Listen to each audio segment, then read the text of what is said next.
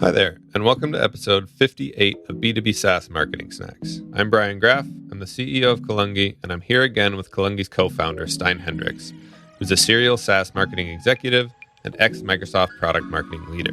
In this episode, we're talking about how to get hired as a marketing leader. How do you do that? By treating yourself like a company and marketing to your target audience. We'll go through the big areas to focus on in order to make yourself stand out and get the job, from strategy to execution to interviews. We hope this is helpful, and happy hunting. Okay, so we've been talking about a lot of things from the executive point of view, but what about from the marketing leader's point of view or marketer's point of view? What do you think you need to focus on to really get hired and almost nail your niche as an employee and not as much as a company? Yeah, I learned here through failing a lot. I started doing fractional executive work when we had a transaction with Mighty Call, the last startup where I was a CEO before I kind of ventured out on my own. And I started to blog. I had some time. I forced myself to blog on a regular basis, not daily just yet. I started doing that a couple of years after that. But for a couple of years, I just was trying to copy what other people did, maybe an opinion on it, but not necessarily if you're too far off the path that others had laid down. And that really didn't work. What I found, this is probably around 2018, so about 7 years ago, that you really have to dare to declare, is kind of what I say, you have to declare kind of what your unique perspective is, what your point of view is, where you will have a different opinion, where you will take a stand. And that is kind of related to picking a niche, but it's slightly different, right? Picking a niche is sort of saying, hey, I think there's a market out there that is not getting exactly what they need. It's either a market who can benefit specifically from my superpowers, and I can give them things that are unique. And because of that, they'll pick me over anybody else when I, am providing or promoting my services as their marketing leader. Or you kind of make it easier for them to work with you than maybe it's working with others. It could be a function of price, it could be a function of you are available and someone else is not, or you're available at the right time or available in the right place. But it's usually one of those two things, right? You help the client differentiate, or you are available with friction that helps you kind of know that niche. But I'm talking about something else. What really, I think, gets you hired as a fractional marketing executive, or maybe even in some other executive positions as well, is that you really have an opinion, you have a stance, you have a different perspective, and you're able to then bring something totally unique in value because of that, right? And it could be because you're part of a unique turnaround story, or you dealt with a specific challenge, or you were part of a certain stage that a company went through that is very specific, very special. And then, of course, if that's in a certain industry or even a certain size company, right, all those things help. But then just having done that and having that on your resume is not enough. I think now you have to, with the way you communicate, with the type of content you build, with the way you position yourself, you kind of make that your brand, right? And then consistency will help, of course, that you make that kind of the red line through your resume, through what you do as a fractional executive. But all that, I think, is more of the bigger theme, Brian, that I try to kind of say when I say take a stand, you have an opinion. Does that make sense? Yeah, and I think a lot of it's funny. I mean, it's not exactly the same, right? But a lot of people have a similar opinion to that as a lot of companies do, right? But I could work for a lot of different companies. I don't want to pigeonhole myself, right? And I don't want to take a stand because I don't want to close any doors that might be open out there, right? And it's understandable, but doing so really, I think it ends up hurting you in the long run, just because you'll end up attracting companies that aren't a good fit, right? That aren't a good fit long term, and maybe you get a job faster, right? But it won't be the right job. You won't be able to have as much value for that company, right? And it won't end up working out as well in the long run. So yeah, I completely agree with you. And I've being able to work with you over the past, however many years, the effect of kind of your approach, and it really does pay off. It attracts, doing that and really committing to it attracts the right companies to come knocking at your door, right? Instead of you having to go fish out, companies out of LinkedIn, right? And go cold email people. And they're bought into your methodology, right? they almost come in as a warm lead, right? Instead of you having to go break down doors to go, find the right opportunity. So yeah, I fully agree. I guess, do you want to start with thinking about yourself in the market, right?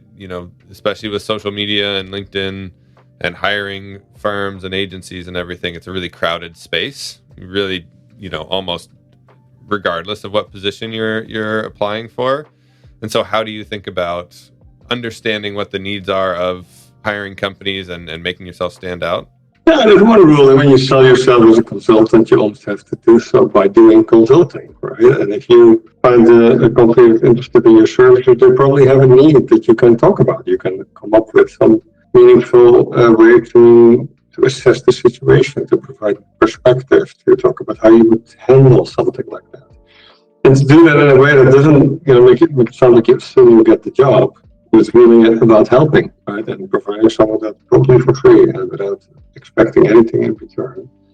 Yeah. I think that's a great way to also show off your strengths, right? And how you not only would do it, but by actually doing it. Doing it in the room. Yeah.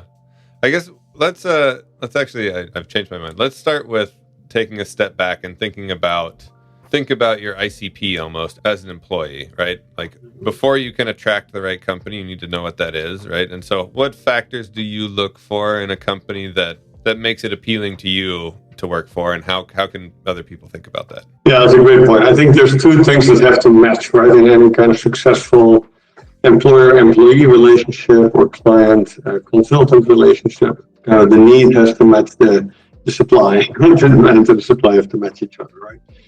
So when you think of the supply, it's of course about your positioning, right? And we talked about your superpowers, your strengths, how you declare yourself, the position you take when you take a stand, etc. And now the ICP is the other side of that coin, right? How do you fit in certain industries, certain types of clients, right? Is there a certain stage of growth that you have a lot of experience with? Is there a certain type of B2B versus B2C in a certain, use case, right? Is the team already built, but it has to be managed? Is it the team in shambles, or they don't have a team at all and it needs to be hired from the start? Are there things that you basically bring to the table that make your value prop very special, that then you should turn into what your ideal client profile looks like, right? Just like the other side will have an ideal candidate profile. They'll think about, hey, what do we need in our next CMO? You should have an ICP for the type of clients you look for. And it could be the size of revenue, the size of people, the stage of maturity, the type of challenge they face. Do they, have a certain type of product or type of value prop, or in a certain industry? All those things do make up that ideal customer profile.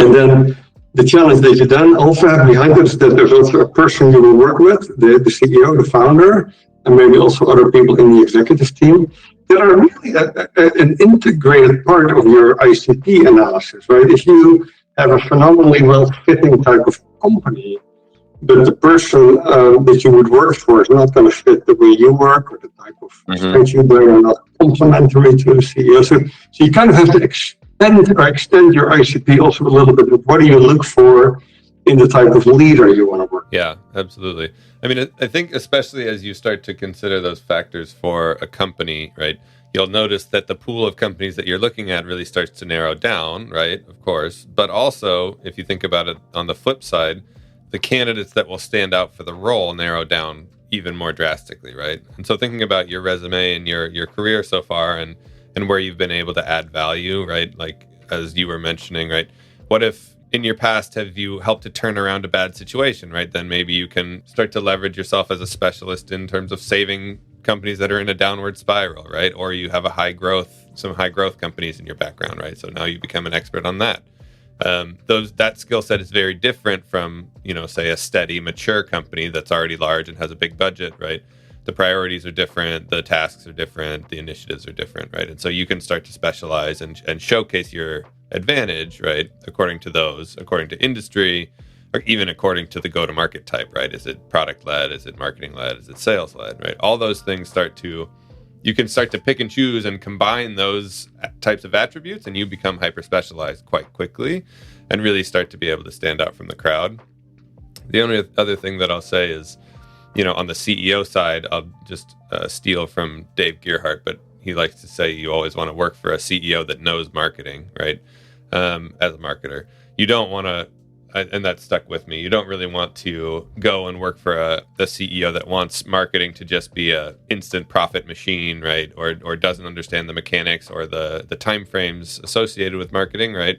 You want somebody that either knows it and appreciates it, or really wants to learn, right? And you can be that thought partner for them. I've always liked to think about that. Yeah, it's a tricky problem, right? Because you don't want the CEO who thinks they can do it themselves. Right. So you want someone who appreciates it, who understands the challenges, who can value good marketing and has the patience for doing it well, without going to micromanage you as the CMO, right? So that's a tricky balance, yeah. I would also, in the interview, we'll get back to that later, I guess, the interview questions, but I would always ask, what happened here before we have decided to talk with me, right? What happened to the previous person? What happened to the previous agency? What happened to you doing this yourself? Like, what did you learn from that? Yeah, I think that's great. Let's talk about, so you've taken a look at your competition, right? You've seen some resumes that are out there. You have locked in your ICP. You've locked in your key persona, right, as your CMO or CEO, and what you want them to care about, right? What you want their strengths to be. So now it's almost time to use the marketing analogy more. It's time to start thinking about your content plan. And there are a few people better than you, Stein, to talk to about this. How did you start to think about that?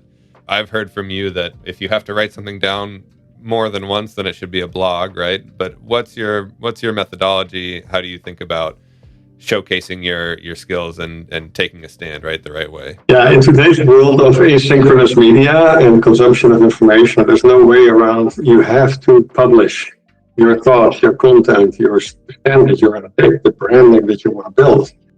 Because people will consume it at their own leisure, right? Through your channel of their choice. Right? It could be audio, could be a podcast, could be videos, could be reading what you wrote. So unless you put some of that out there, you're not going to be able to fit in whatever 20, 30-minute interview, all the things that you have to offer. But you have to publish, you have to do that. And what I found is the hardest, but also the most effective, is to do this consistently, to try to write something almost every day at first, and then later maybe you can slow down a little bit. But partly to learn, what resonates, what works well, what is your voice, try different content types, but most importantly, try to do things that are relevant, right? And relevance for me starts with you thinking about questions that you actually encounter with the people that you help, the people that you service, the questions that you find hard to answer, and then you do a little bit of research and you make sure that you answer them in ways that have not been answered before, right? You Google or you ChatGPT a certain question or problem, if you're unsatisfied with the response, you can make it better, right? With your own content. And doing that on a regular basis is a good start. That's how the T2D3 book evolved, Brian. It was basically a combination of about 10 years of writing blog articles and other types of content, and that became a book over time. It is honestly something you can do in every part of your role as a consultant. Whenever you are preparing for a presentation, for a client meeting, you're preparing the questions that you want to ask, you're doing something with the answers that you got, all that is potential content, right? Everything that you do that is kind of a net new question, a net new problem, a net new solution is worth writing, spending a 10, 20% extra time to write it up in a way that is reusable, can be repurposed, and be beneficial for others. And that becomes your brand, that becomes your resume, right? And now, of course, LinkedIn is a phenomenal platform to not only publish, but also constantly connect and help others and reach out and engage and make that content go very far. And then when you're working on landing a certain project or a certain engagement, this will be the foundation of your brand and of what you have to. What would you say to people that maybe hear that and say, oh, that's a nice idea, it sounds great, but I don't have time for it, right? Or it's just not quite important enough for me because I'm a busy person, right? I got a lot going on. What would your response be to that? Yeah, time is the most valuable thing we have. We cannot make more of it. And once we used it will never come back. And very much, you can still try to make more, right? And you can actually buy time with money, but first you have to make money by making sure you use your time in the most effective way, right? And when you buy time with money when you hire other people, right? But let's kind of back to your question. You make a choice. If you have 5 minutes or 5 hours in a given day, what to use that for. And I would say building your own brand, your own resume, your own value is a very important part to prioritize. And it's honestly not that hard. Often when people say I don't have time for this part, it's hard, and hard things are usually worth doing, but they're also hard. So you got to focus on it. You got to force it a little bit. Yeah. Yeah. I mean, I think I always like the phrase, and I don't know who said it, but the best time to plant a tree was 20 years ago, and the second best time is today, right? So you almost think about this content, right, production and library as, you're trying to plant a forest, right? And you're not gonna get a forest if you don't write, if you don't plant the trees, right? So you may not have time today, right? But do you have the time to not do it, honestly? And on the flip side, there are no more excuses, Brian, because with the ChatGPT type tools, you can do the actual thinking yourself, come up with the right questions, with the more fundamental ideas, right? The things that nobody has answered yet, or where you have a unique opinion, a unique perspective. Yep. And then you let the AI help you make sure it's formatted correctly and turn it into both a small blurb to maybe post on LinkedIn and a full article and maybe another type of content. Mm-hmm. It's so easy these days to let that work be done by others or by the tools that you are at your disposal, that you can really focus on what you do best, which is helping the clients that you know better than anybody else with the problems and the solutions that you know better. Yep. Yeah. And I guess the last two things I'll say on this is that it may not be your cup of tea, but it's, especially with all the tools that you just mentioned, right? It's other people's cups of tea, and the longer that you don't produce, the more disadvantaged you will be, right? As people start to think about candidates, because other people who are not as capable as you and don't have the experience that you have will be publishing, right? And you won't be, and you'll be left out of the conversation. You also need to know what you want, right? If you are looking for a type of CMO gig that is like more of a project, a problem that you want to really put your teeth in and get the product launched, or do a brand refresh, or do a turnaround, or the creation, the building, and then kind of launch of a new marketing team. Those are very different types of work than landing a maybe 6, 7 year, 10-year marketing leadership position at a large company, right? So when you know what you want, it becomes much easier to then say, okay, what would the people that I would service, what would they care about, rather than what should I write about? What should I publish? How should I be known? How can I answer those questions? Yeah, absolutely. Okay, so last piece of this, let's see if we can get down to tactics of the interview, right? So we've gotten the ICP, we've gotten the personas, we've got our content strategy. Now we have leads coming in, right, to the funnel, and we're having conversations, right? So we're in the interview stage. What advice do you think you have for people as they go into those interviews? What can they do again to stand out and take it? I've always heard that if you answer the questions the right way, then you're able to control the interview, right? So instead of you sitting on your back foot and just responding, right, you can actually start to direct the conversation and add the value that you think is most beneficial. But how do you think about that, and what advice would you have for our listeners? Yeah, there's a really interesting balance that you need to strike. You want to, in this day and age, you want to be super proactive.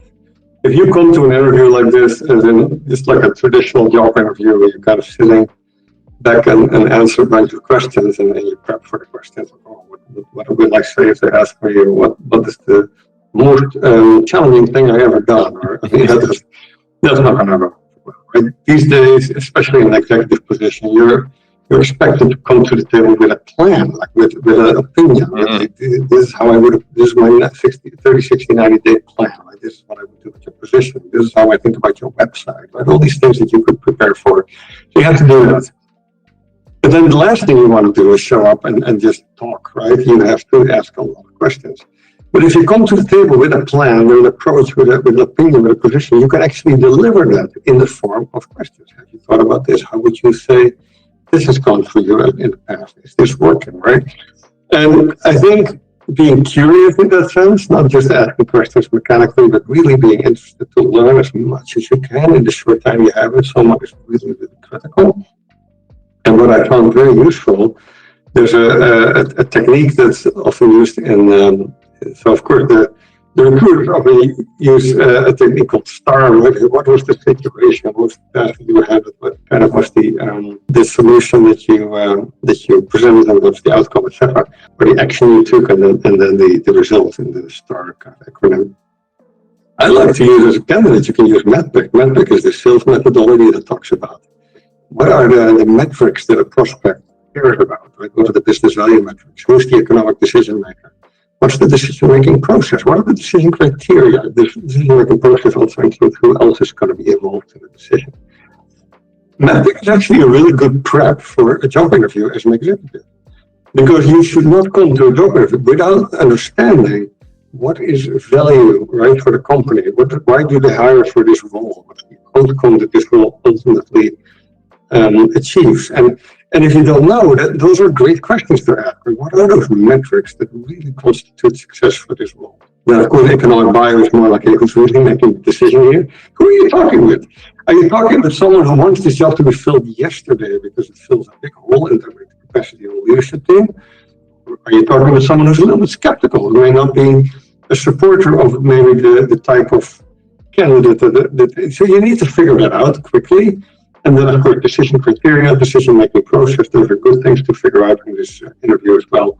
So what are you going to look for when you make your decision? But also you kind of considering, what am I competing with, right? It's totally fine to ask those questions. I think proactivity there just shows a ton of strength, and it shows that you're not necessarily begging for the job, right? The negative sale works just as well in recruiting as it works in real selling, right? Try to almost unsell yourself and be super clear on what you expect and what you want to have clarity about before you would consider an engagement. So I don't know, Brian, if that helps.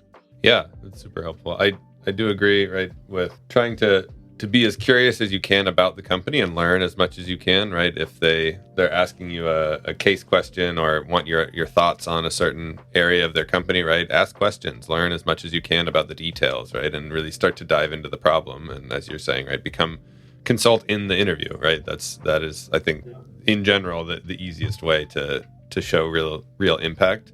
I think to use the why-how ladder, right? When you ask something, ask them why. Try to figure out the why behind a certain metric, the why behind a certain approach, the why behind a certain priority. And then how they did that in the past. I mean, what worked and what didn't. Yeah, why is this important, right? What's the context behind this, right? And then how does this work? What are the numbers behind this issue, right? And then start to use your experience, right, to be able to really make your answer tangible instead of something theoretical that, may or may not resonate. I think is really, really important. I also, to your point of the negative sale, right? Use the part of your interview to ask real questions, that will impact your decision and theirs, right? In the interview, I've been a part of too many interviews where I, as the interviewer, will ask, "Do you have any questions?" And I get hit with, "So why do you like working at the company?" or something kind of boilerplate, right? That doesn't, it's not wowing me, and it doesn't show true interest in the role or the company, right? Ask questions that will help you make a decision on if it is the right fit or not, right? Like what are the goals that the marketing team, to use a marketing leader as an example, right? What are the goals that the marketing team needs to hit in the next year, right? What team would you be working with? What are the dynamics within the team? What are the biggest challenges that you have as, with marketing? How much support are you going to give me to get on board? Or are you going to hire me and just leave me and it's up to me to figure things out, right? What's the budget that I'm going to have, right? Is it going to be 0? Is it going to be 10 million, right? Who knows, right? All those things are very telling, right, of A, the type of company that you're going to be working for, and B, the problems that you're going to have to solve when you get in there, right? So the interview may go, swimmingly, right? And you think it's perfect, but then you ask these questions and understand something differently, or you understand that it's the perfect fit, right? And you're going to do everything you can to get this role. So I think that can be really helpful as well as you're going through those interviews. Thank you to Adriano Valerio for producing this episode and the Kalungi team for helping us make this whole thing work. And of course, you for choosing to spend your time with us. If you want to submit or vote on a question you'd like us to answer, you can do that at kalungi.com/podcast. Every time we record, we take one of the top 3 topics and jam on it. See you next time.